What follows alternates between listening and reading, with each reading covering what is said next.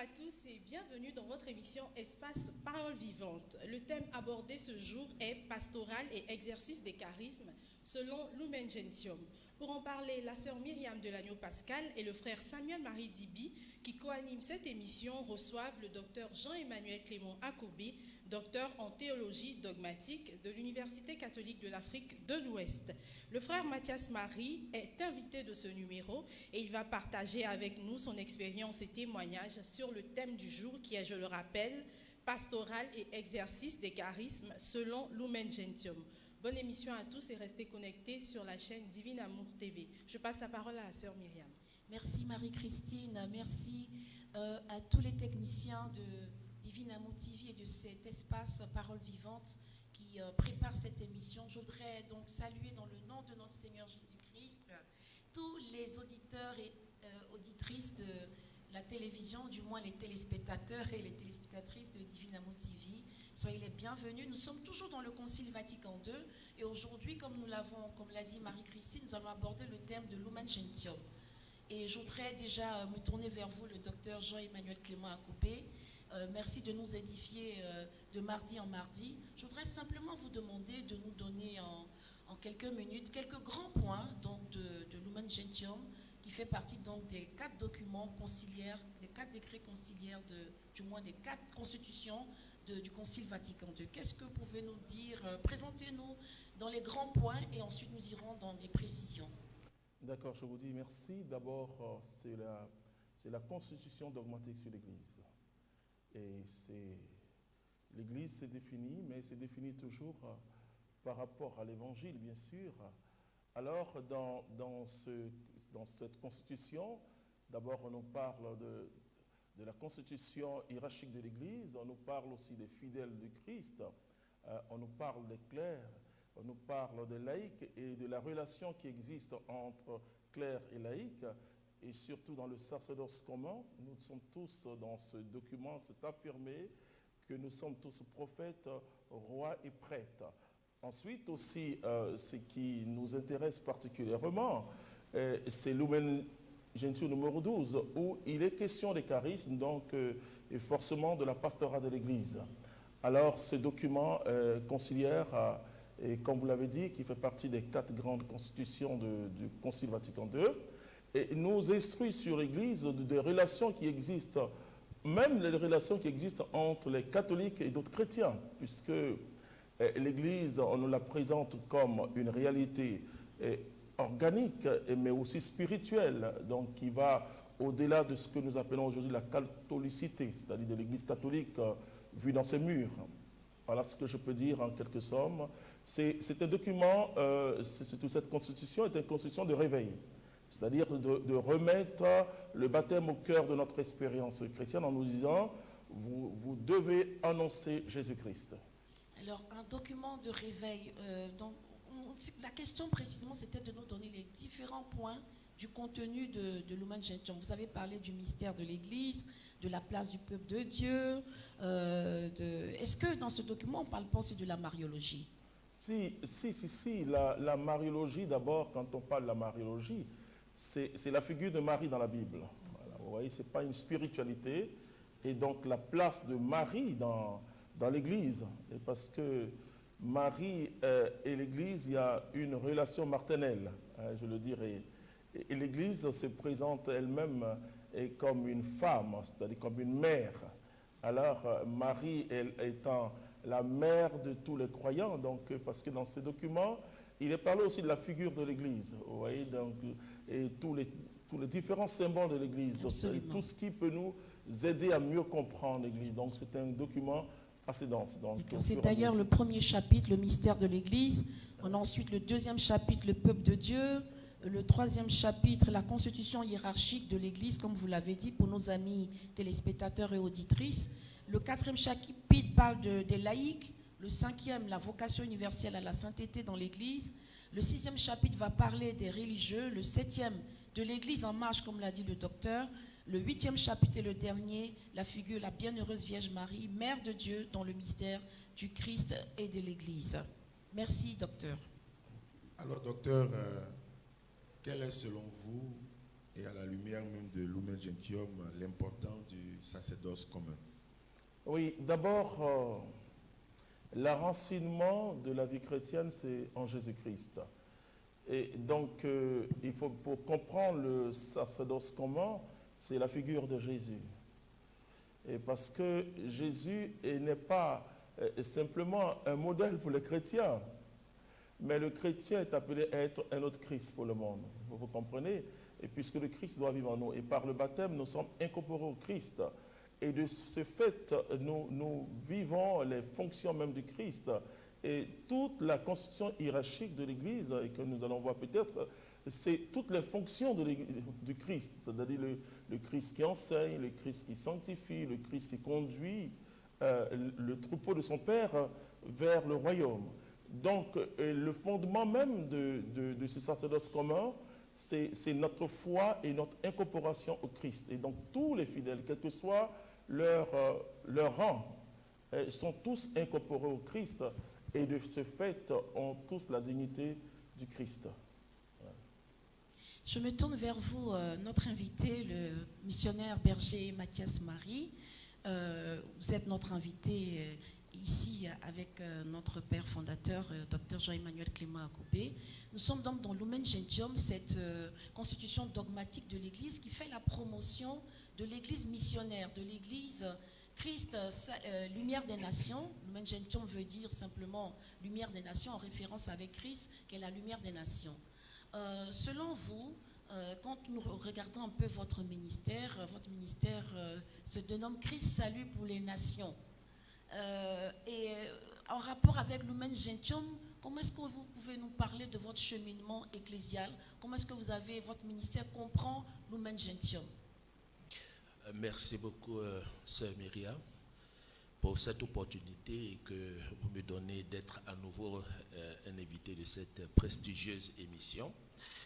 La petite histoire, c'est que j'ai été fortement interpellé par l'un des propos du pape Jean-Paul II lors de son voyage apostolique aux États-Unis, et précisément à Denver, là où il invitait toute cette jeunesse réunie autour de lui au cours des GMJ. Il disait à ces jeunes, sortez des églises, allez dans les places publiques pour annoncer le Christ.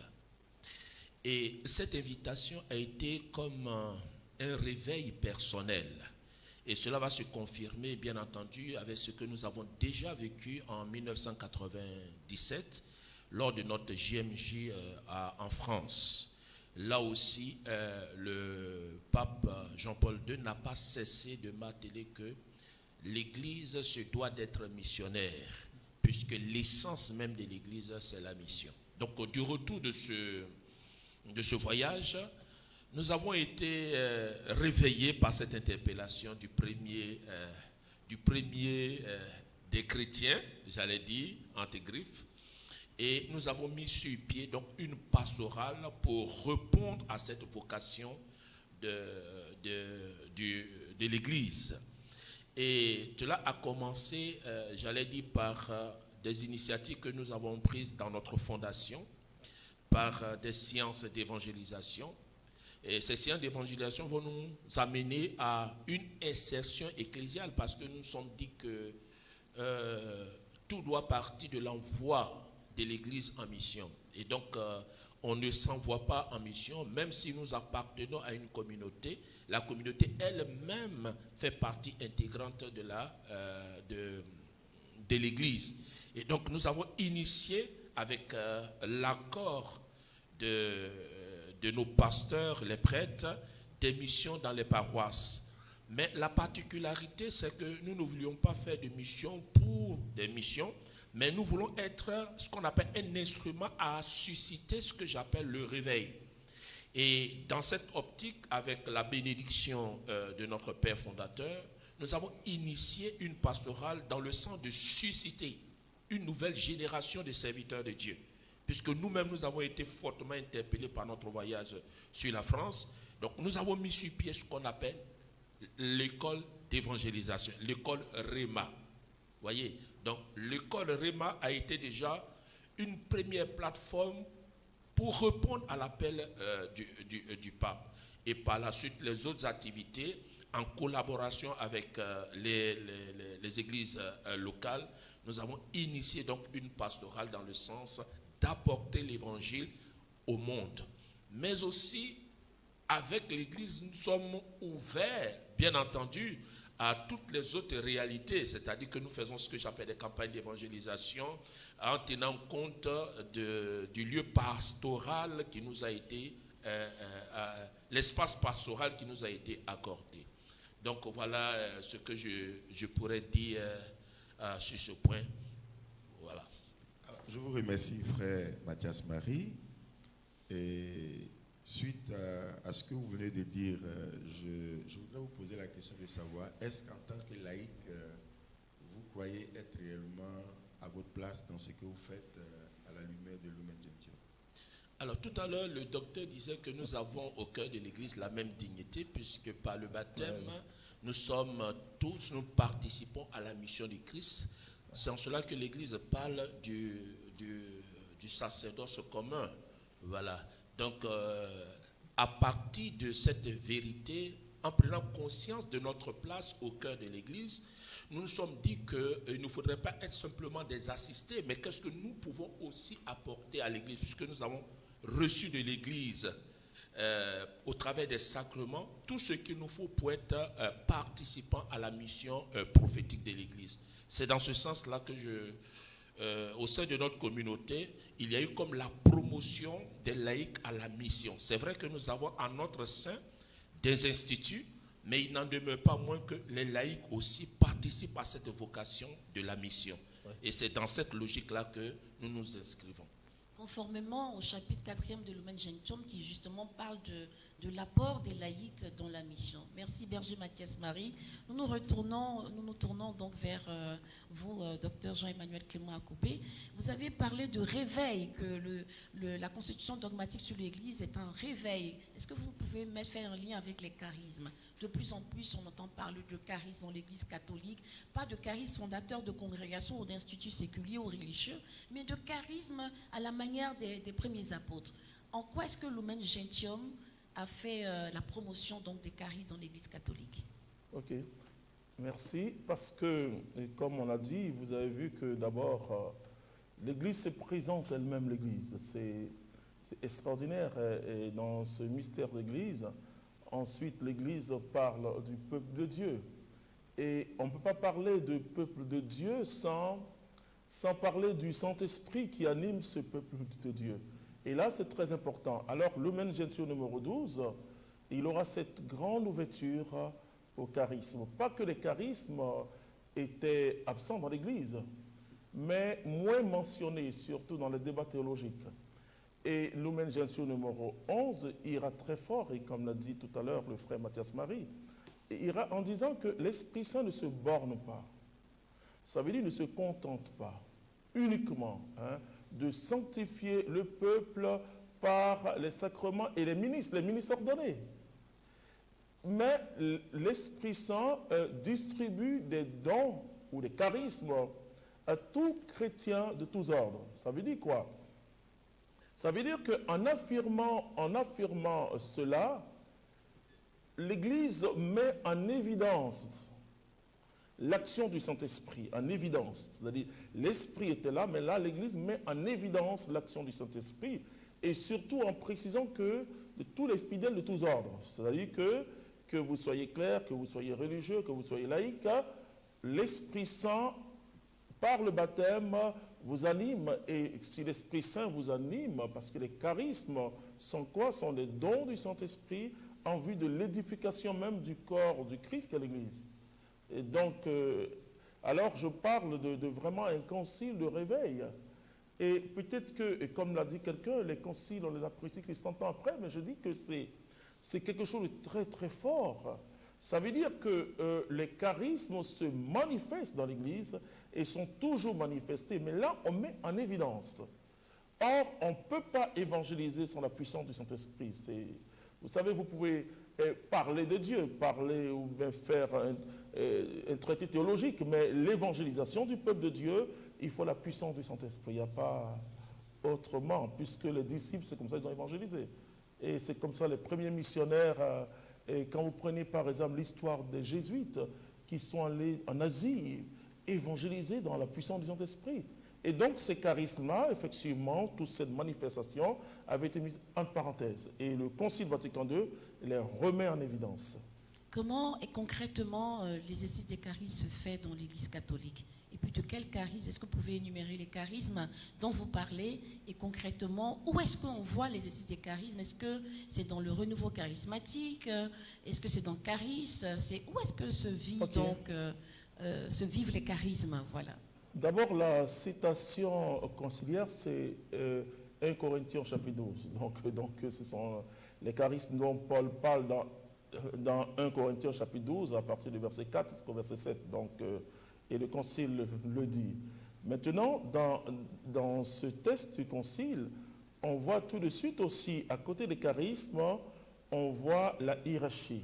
Et il faut bien comprendre que ce qu'on peut appeler les dons hiérarchiques, quand on parle de dons hiérarchiques comme ça, que Dieu donne à l'Église, on fait d'abord référence à la hiérarchie, pas d'abord aux dons de sanctification. C'est moi qui appelle les dons parfois les dons de sanctification des dons supérieurs. Voilà. Il y a maintenant désormais ce qu'on appelle la co-essentialité. La co-essentialité, ça veut dire que quoi? L'Église n'est pas vue simplement comme une Église institutionnelle. Hein, et malheureusement, beaucoup ont toujours cette vue de l'Église. Et un document très important du Concile Vatican II qui parle de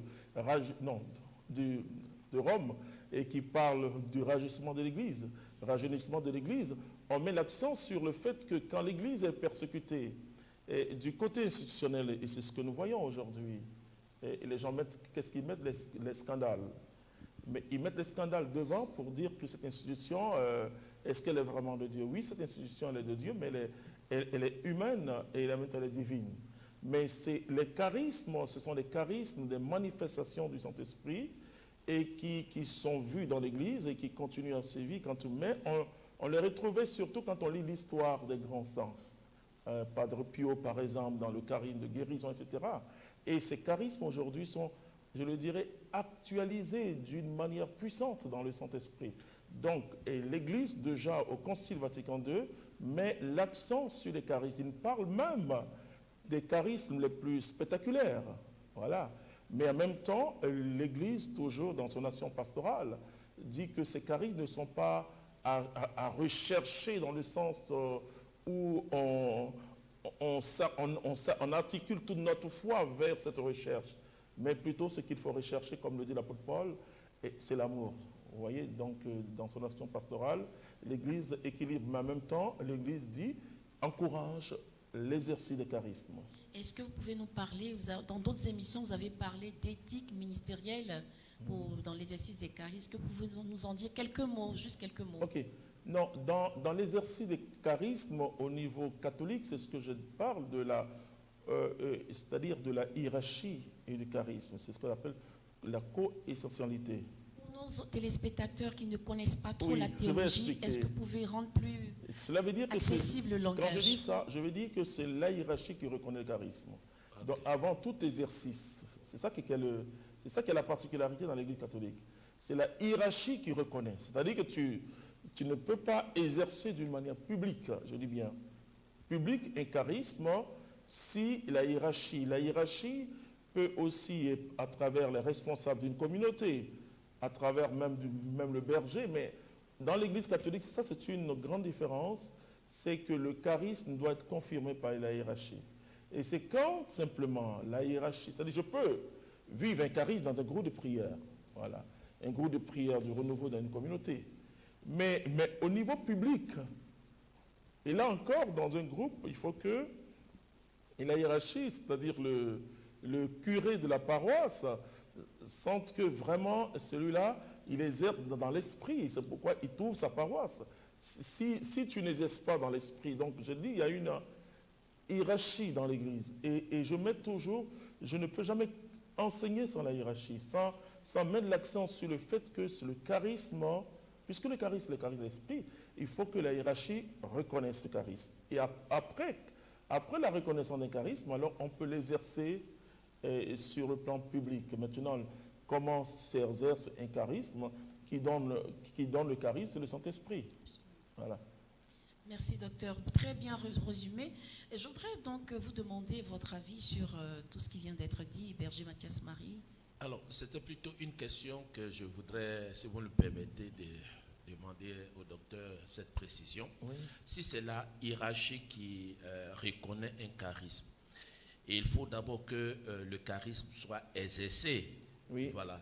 Et à le dire ainsi, est-ce que ça ne donnerait pas à ceux qui doivent reconnaître un charisme de souvent même empêcher le charisme de s'exprimer avant même de porter un discernement? Alors, comment doit se faire cette reconnaissance de manière plus pratique pour que ceux qui nous suivent comprennent que ce n'est pas empêché, mais voilà. Voilà. Je vais vous lire ce que Lumen Gentium nous dit pour que nous comprenions très très bien ce rôle important de la hiérarchie. Bon, je prends...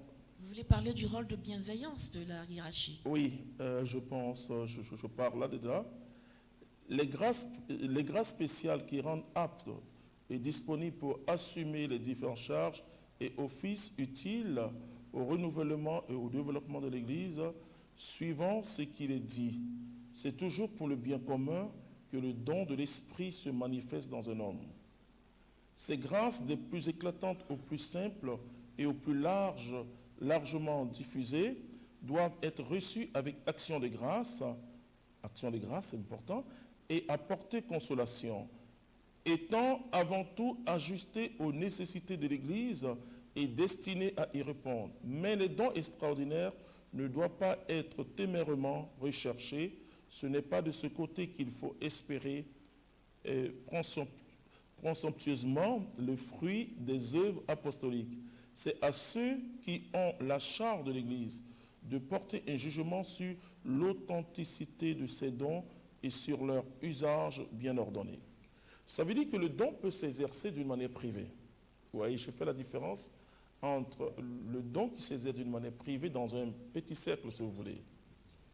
Mais dans l'Église catholique, pour prendre la parole publiquement, et surtout s'adresser à un peuple plus large, il faut quand même la première étape de la reconnaissance.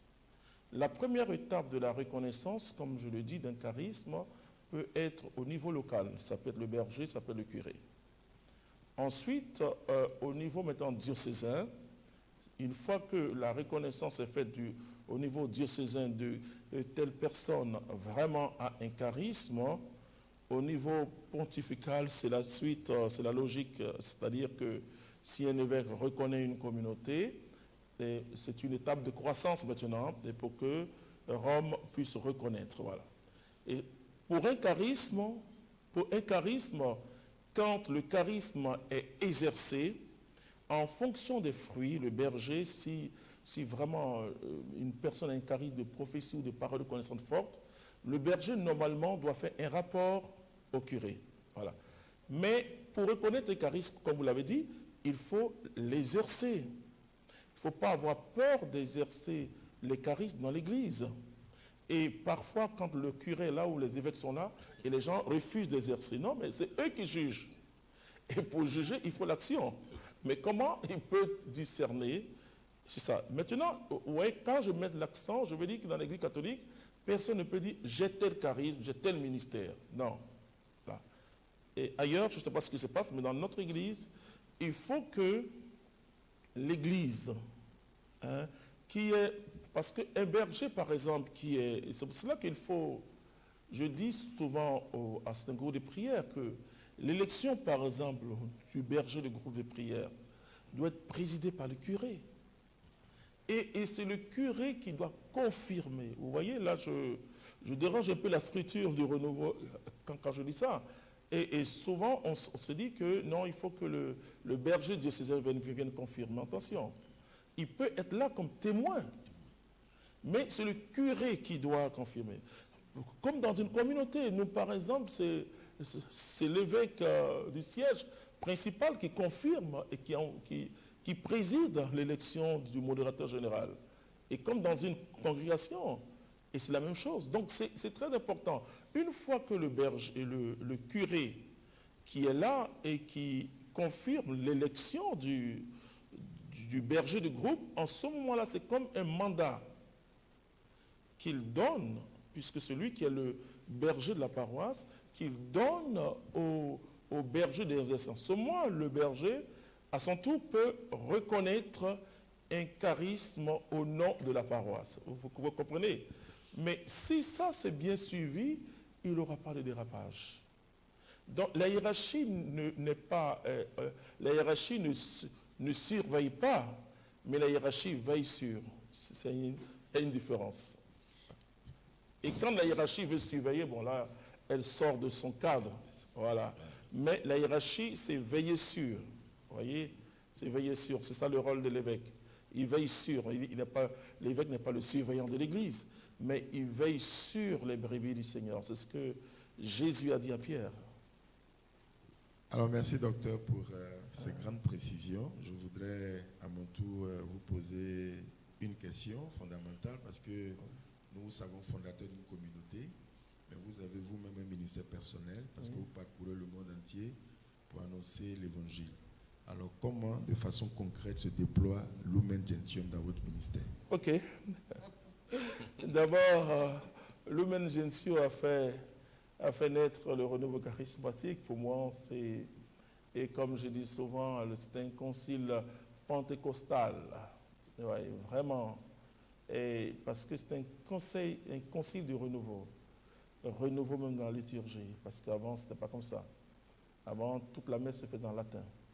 Et la position même du prêtre, c'est pour la célébration. Et le prêtre donnait dos au peuple de Dieu. Et on disait qu'on assiste à la messe. Maintenant, on participe. Donc, vous voyez déjà l'implication du peuple sacerdotal à la célébration de l'Eucharistie. Ça, c'est déjà là. Ce n'est pas le prêtre seul qui célèbre, mais nous célébrons. Nous sommes, et normalement, théologiquement, c'est le Christ qui préside à travers le prêtre qui est là. Voilà, mais c'est le Christ qui préside. Voilà. Parce que quand on dit président de l'Eucharistie, bon, nous les dogmaticiens, on sautille un peu. Voilà. Et non, c'est le Christ qui préside, c'est la Sainte Seine qui se répète d'une manière vivante, voilà, à travers le Christ, et le Christ qui a... Et c'est pour ça le prêtre, le sacerdoce ministériel est un sacerdoce hiérarchique aussi. Donc, le prêtre le fait à notre place, nous tous, hein, attention. Et c'est pourquoi tu ne peux pas venir à la messe et dormir. Voilà, c'est-à-dire que c'est nous tous notre prière. C'est pour ça que quand on arrive même, et vous voyez, par contre, on dit prions, et puis il y a un silence là. C'est nous tous qui prions, ce n'est pas que le prêtre qui prie. Voilà. Et donc, dans mon ministère, par exemple, moi, d'abord, c'est l'Église qui a reconnu. Voilà, parce que vous connaissez, tout le monde connaît l'histoire de la communauté, mais je veux dire deux phrases. C'est-à-dire que ce n'est pas un désir de fonder une communauté. Je n'ai jamais eu ce désir de... Dès que la grâce a commencé à se manifester, on m'avait parlé des jésuites et on m'a conduit vers le premier prêtre jésuite ivoirien, Boniface Ziri. Voilà, c'est lui qui a commencé à me suivre. Ensuite, dans le renouveau, c'est le père Alter qui a reconnu qu'il y a une force de l'esprit qui se manifeste. Ensuite, Monseigneur Dakouri qui a suivi la communauté, qui m'a suivi aussi personnellement, puisqu'on s'est rencontrés souvent, qui d'ailleurs m'a encouragé à faire les études. Hein. C'est Monseigneur Dakouri qui était évêque auxiliaire, parce qu'il me dit, Clément, c'est beau tout ça là, et c'est vrai que j'étais déjà dans le cours du soir de l'ICAO, à notre époque, c'était 5 années, on a fait, mais il m'a dit que, tu vois, c'est équivalent peut-être à la première année de théologie, toutes les 5 années que tu as fait. Il te faut faire la théologie. Donc, j'ai fait la philosophie, etc. Ensuite, je ne vais jamais en mission si mon évêque ne m'autorise pas. Parfois, il dit, tu peux partir. Je dis, mon Seigneur, je compte sur vos prières et il m'autorise. Et je ne vais pas aussi en mission et je ne vais pas dans un lieu si l'évêque de ce lieu n'est pas d'accord. Et il doit le signifier. Dans la lettre d'invitation, j'exige de sorte que la mission soit une mission d'église. Voilà. Donc, moi, je bénéficie des fruits du Concile Vatican II, puisque c'est une éclodologie, une nouvelle, je le dirais, une éclodologie plus parfaite, puisque c'est Église, peuple de Dieu. Et donc, je suis dans une communauté où il y a des prêtres, il y a des religieux, il y a des laïcs. Et donc, c'est cette éclodologie de communion, ecclésiologie de communion. Et ça, c'est très important. Et parce qu'aujourd'hui, ce qui se passe parfois dans les diocèses, dans les paroisses, c'est parce qu'on ne connaît pas cette ecclésiologie de communion. C'est extraordinaire, cette ecclésiologie. Donc, moi, en tant que responsable, ou bien celui que vous appelez peut-être d'une manière gauche, fondateur, moi, le fondateur de la communauté, c'est le Saint-Esprit. Et ça me permet de vivre et de m'exprimer en tant que simple laïque. Voilà. C'est-à-dire, l'Église ne me donne pas une place, j'ai ma place. Attention, moi je n'aborde pas l'Église comme quelqu'un qui cherche à plaire à l'évêque ou bien pour avoir une place. Hein. Non, moi je ne fais pas ça. J'aborde l'Église comme ma famille et j'ai ma place. Voilà. Et je demande toujours aux laïcs, il n'y a pas dans l'Église un problème laïque clair, ça n'existe pas. Et c'est quand l'un ou l'autre ne connaît pas. Vous pouvez même être théologien, mais ça dépend de quelle école la théologie. Moi, je suis de l'école du Concile Vatican II. Merci, un tout grand merci, Dr Jean-Emmanuel Clément Akobé. Nous arrivons donc à la fin de notre émission. Nous allons passer un dernier tour de table pour que chacun d'entre vous donne son dernier mot. Et je voudrais retenir une chose de ce que vous venez de dire. Vous avez dit que le Concile Vatican II, et notamment Lumen Gentium, met en exergue, montre la nécessité d'une ecclésiologie de communion, une coessentialité entre les charismes et la hiérarchie de l'Église. Je voudrais m'adresser à vous pour votre mot de fin, Berger Mathias Marie. Qu'est-ce que vous pouvez dire en concluant cette émission? Alors, je voudrais sauter sur cette expression ecclésiologie de communion pour donner aussi un témoignage. Ça fait quand même des années, plus de 10 ans, que nous sommes sur la paroisse Saint-Albert-le-Grand. On aurait pu dire que le curé est venu nous trouver et donc il doit composer avec nous. Voilà. Mais nous avons compris que dans l'Église, il y a cette hiérarchie. Le curé est le père de la paroisse.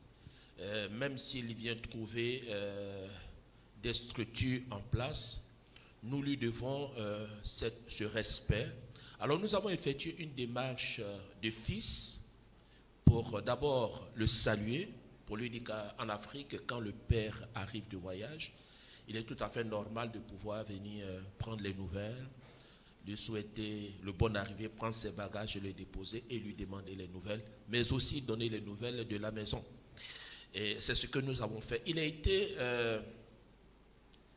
tellement touché par cette démarche parce que je n'entrerai pas dans son esprit pour dire qu'il avait pensé à telle ou telle chose, mais si je pouvais m'hasarder à faire ce que j'appelle une analyse extrapolée, et peut-être il se serait dit, mais voici des personnes qui connaissent l'Église. Vraiment, et il n'a pas tout de suite, il a tout de suite dit, je salue votre fondateur.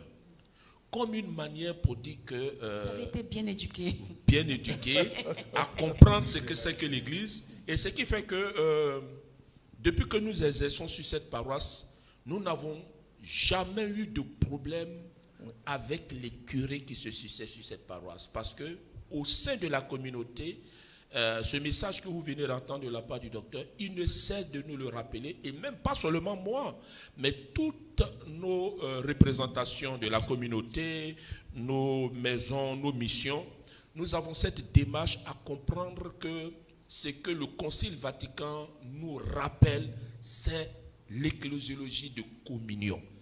Il y a à retrouver cette symbiose, cet amour, et cela permettra un rayonnement dans la pastorale de l'Église. Un tout grand merci. Bravo, Berger Mathias Marie, qui est un fils du fondateur, du frère Clément. Et le premier fils. Le premier fils, je précise. à l'unanimité, le premier fils, nous le reconnaissons et je voudrais lui dire un grand merci pour sa participation à cette émission. Merci, c'est toujours un plaisir de vous recevoir sur ce plateau. Je m'adresse maintenant à vous, mon co-lister, berger Samuel Marie. Vous êtes aussi vous-même un ministre et vous avez un diplôme de formation de pastorale reçu à l'UCAO, à l'Université catholique d'Afrique de l'Ouest, ici même en Côte d'Ivoire, à Abidjan. Qu'est-ce que vous pouvez nous dire de cette ecclésiologie du Concile Vatican II, et spécialement par rapport à Lumen Gentium, dans votre ministère personnel? D'abord, je rends grâce à Dieu pour ce temps qu'il nous donne, cette émission animée et conduite surtout par nos pères fondateurs. Et merci surtout pour toute cette lumière qu'il nous a fait. Et surtout, nous sommes aussi sur ses traces parce que nous sommes ses enfants formés par lui. Et nous nous efforçons donc de mettre en pratique ce qu'il nous enseigne. Donc partout où nous passons, nous faisons en sorte qu'on sache d'abord de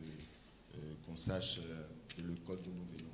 Hein, comme il a dit, dans la théologie, ça dépend donc de quelle école. Hein, ouais. Je suis cette ministre, mais je travaille donc dans l'Église par la grâce du sacerdoce commun.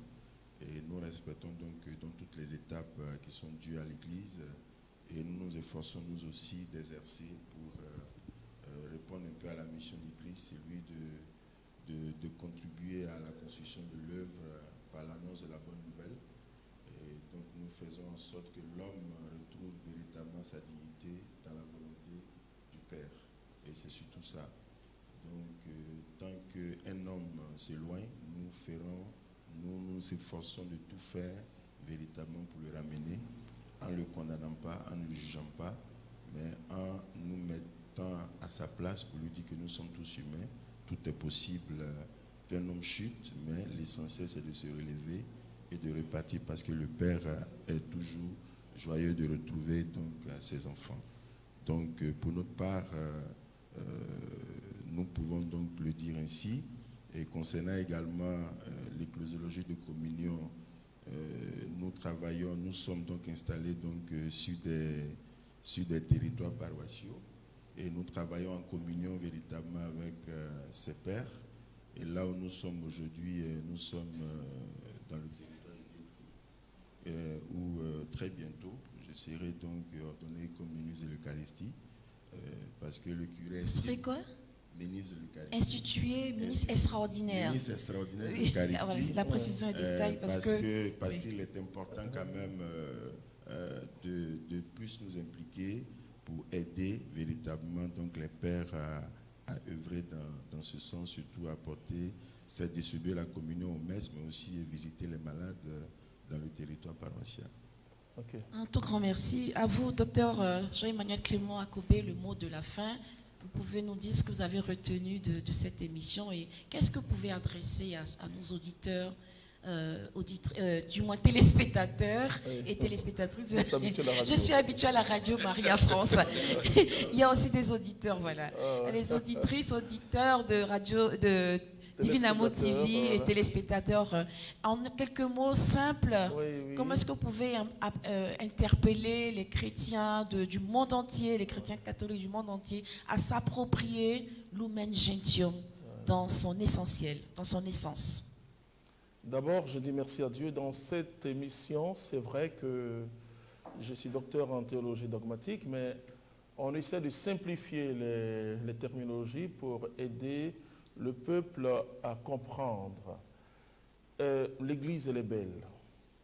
Elle est belle et une des images que le Concile Vatican II donne à l'Église, c'est l'image du royaume de Dieu. C'est extraordinaire. Alors, je veux que nous ayons confiance à cette Église parce et la comprendre non pas comme une Église des prêtres ou des religieux, mais une Église de tout le peuple de Dieu, de tous les baptisés, vous voyez. Et si on comprend que l'Église, c'est nous aussi, et surtout les laïcs, parce que je sais que ce n'est pas facile, parce que je sais que ce n'est pas facile, je rencontre beaucoup de laïcs qui souffrent dans les paroisses, même dans les diocèses, et il y a l'incompréhension, mais je leur dis toujours, écoutez, c'est l'Église, c'est un corps. C'est un corps et continuez à regarder le prêtre ou l'évêque comme le père de famille. Voilà. Et donc, il faut garder ça, mais pas, en tant que théologien, c'est vrai qu'il y a l'expression l'église famille, mais je dis, l'église famille, c'est vrai qu'il faut la regarder comme cela.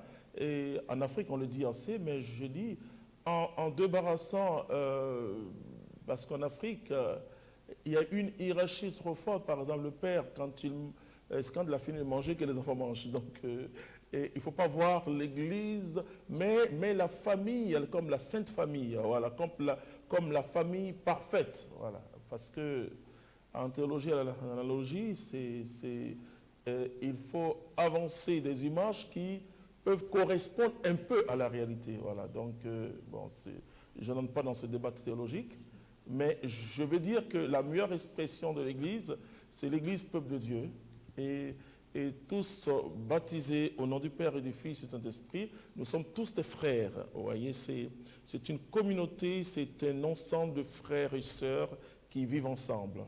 Et chacun ayant sa fonction. Voilà, chacun ayant sa fonction. Vous voyez, et là aussi, parfois, c'est très gauche de vouloir à chaque fois mettre l'accent forcément sur la fonction. Non, attention. Oui, parce que j'entends parfois des choses. J'ai dit non. Et ce n'est pas comme ça le Concile Vatican II se définit d'abord. Quand on a compris qu'on est tous en famille, quand on a compris qu'on a la même dignité, parce que dans la fonction de la hiérarchie, c'est le service. Vous voyez, ça veut dire que le pape se présente dans l'Église comme le serviteur des serviteurs. Donc la fonction, par exemple, de l'évêque, c'est se mettre au service du peuple de Dieu. Voilà. Donc le gouvernement dans l'Église, c'est d'abord un gouvernement de service. Et ça, c'est très important à comprendre. Quand on a compris ça, en ce moment-là, on sait qu'on doit obéissance à l'Église, à la hiérarchie, à cause de cette éclosiologie des communions. Vous voyez, c'est très important. Voilà. C'est d'abord des frères et des sœurs. C'est le peuple de Dieu. Et dans ce peuple-là, Dieu choisit, c'est ça le sacerdoce ministériel, Dieu choisit des frères, bon, pour le moment il n'y a pas de sœurs, des frères, et pour être des ministres ordonnés, qui font ce qu'on appelle le collège clérical. Mais ces collèges cléricales, c'est pour trois choses, et à notre service. L'enseignement, nous communiquer l'enseignement, et nous sanctifier par les sacrements, et le gouvernement. Gouvernement vu comme service. Et quand on a compris ça, en ce moment-là, et quand l'évêque parle, il parle au nom de Jésus-Christ de Nazareth. En ce moment, et les fidèles doivent écouter. Celui qui n'écoute pas, il s'excommunie lui-même. Vous voyez, c'est-à-dire il sort de la communion. Quand ces concepts très simples sont expliqués, alors on voit toute la splendeur de l'Église, toute sa beauté qui fait que cette Église, depuis des siècles, continue à annoncer Jésus-Christ. Donc, alors je dis à tous ceux qui nous suivent d'avoir confiance à la hiérarchie. Et la hiérarchie, elle est là simplement pour nous conduire. Elle est là pour discerner. Elle est là pour nous sanctifier par les sacrements. Elle est là pour nous enseigner. Et donc, quand on a compris ça, alors on grandit. Je dis parfois aux gens, il faut rencontrer d'une manière personnelle aussi l'Église comme on rencontre Jésus-Christ, hein, parce que l'Esprit Saint, elle nous met ensemble. Et Église, c'est synagogue, c'est-à-dire l'Assemblée de Dieu. Je l'ai dit qu'il y en a qui s'appellent Assemblée de Dieu, mais c'est la meilleure appellation de l'Église. Hein. C'est une assemblée de croyants, voilà, rassemblés par Jésus dans l'Esprit. Merci, docteur Jean-Emmanuel Clément Akobé. C'était important, tout ce discours sur l'Église et ses fonctions. Et c'est le but donc de cette émission. Un tout grand merci pour ce développement de cette ecclésiologie bien comprise désormais par nous-mêmes et par nos téléspectateurs et téléspectatrices. Lumen Gentium, c'est-à-dire Christ, lumière des nations, qui pour impacter le monde, pour emmener le réveil partout dans le monde. Tel était donc le but de notre émission d'aujourd'hui. Que Dieu vous bénisse et je vous repasse la parole, Marie-Christine. Merci beaucoup sœur Myriam, merci pour cette belle émission. Nous devons retenir donc que Lumen Gentium, comme l'a dit la sœur Myriam, est la lumière des nations. Et c'est une des 4 constitutions qui nous instruit, 4 constitutions dogmatiques qui nous instruisent sur l'Église. La foi et l'incorporation au Christ sont le fondement du sacerdoce commun. Et Lumen Gentium numéro 12 fait une ouverture sur les charismes. L'Esprit Saint est celui qui met en évidence les charismes. L'Église a le rôle de reconnaître, favoriser l'exercice des charismes et surtout a le devoir de veiller sur l'évolution de ces charismes. Restez connectés sur nos chaînes Évangélisation Vision 2000+ et Divine Amour TV sur les pages Facebook officielles. À très bientôt dans votre émission qui est maintenant diffusée tous les 2e et 4e mardis du mois. Que Dieu nous garde. À très bientôt.